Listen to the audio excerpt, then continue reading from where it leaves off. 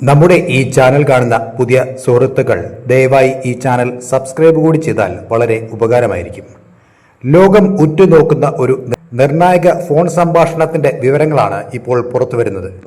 പശ്ചിമേഷ്യയിൽ യുദ്ധഭീതിയും സംഘർഷവും കനക്കുന്നതിനിടെ American president Donald ട്രംപും Indian പ്രധാനമന്ത്രി നരേന്ദ്രമോദിയും തമ്മിൽ സുപ്രധാന ചർച്ചകൾ നടത്തി.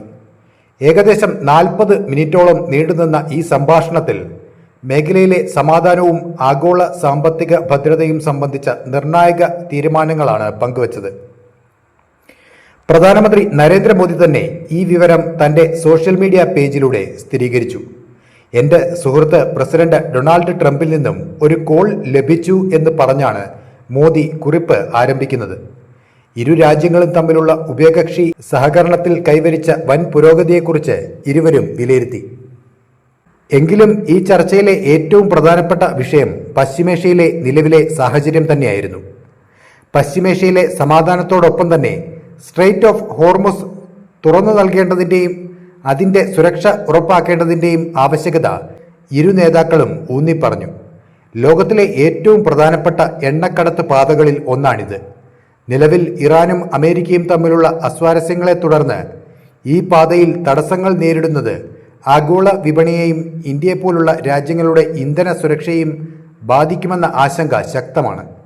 ഈ സാഹചര്യത്തിലാണ് ഹോർമുസ് കടലിടുക്ക് സുരക്ഷിതമായി നിലനിർത്തണമെന്ന് മോദിയും ട്രംപും ഒരേ സ്വരത്തിൽ ആവശ്യപ്പെട്ടത്. ഇതേപ്പറ്റി ഇന്ത്യയിലെ US സ്ഥാനപതി സെർജിയോ ഗോർ NDTVയോട് പ്രതികരിക്കുകയുണ്ടായി. മോദിയും ട്രംപും തമ്മിലുള്ള ബന്ധം എത്രത്തോളം ദൃഢമാണെന്നും മേഖലയിലെ സമാധാന ശ്രമങ്ങളിൽ ഇന്ത്യയുടെ പങ്ക് എത്രത്തോളം നിർണായകമാണെന്നും അദ്ദേഹം വ്യക്തമാക്കി. പശ്ചിമേഷ്യയിലെ സമാധാന പ്രക്രിയയിൽ ഇന്ത്യക്ക് എന്ത് പങ്കുവഹിക്കാനാകുമെന്ന് തീരുമാനിക്കേണ്ടത് ഇന്ത്യയാണെന്നും അദ്ദേഹം കൂട്ടിച്ചേർത്തു. അമേരിക്കൻ ഭരണകൂടം ഇന്ത്യയുടെ നിലപാടുകളെ എത്രത്തോളം ഗൗരവത്തോടെയാണ് കാണുന്നത് എന്നതിൻ്റെ തെളിവ് കൂടിയാണിത്. സമാധാന ചർച്ചകളിലൂടെയും നയതന്ത്രത്തിലൂടെയും പ്രശ്നങ്ങൾ പരിഹരിക്കണമെന്നാണ് ഇന്ത്യയുടെ എപ്പോഴത്തെയും നിലപാട്.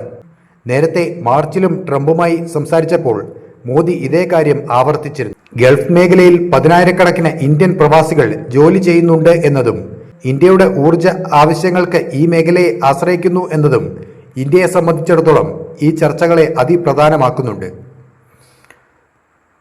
മോദിയും ട്രംപും തമ്മിലുള്ള ഈ ഹോട്ട്ലൈൻ ചർച്ചകൾ സമാധാനത്തിലേക്കുള്ള ഒരു പുതിയ വഴി തുറക്കുമെന്ന് തന്നെ നമുക്ക് പ്രത്യാശിക്കാം.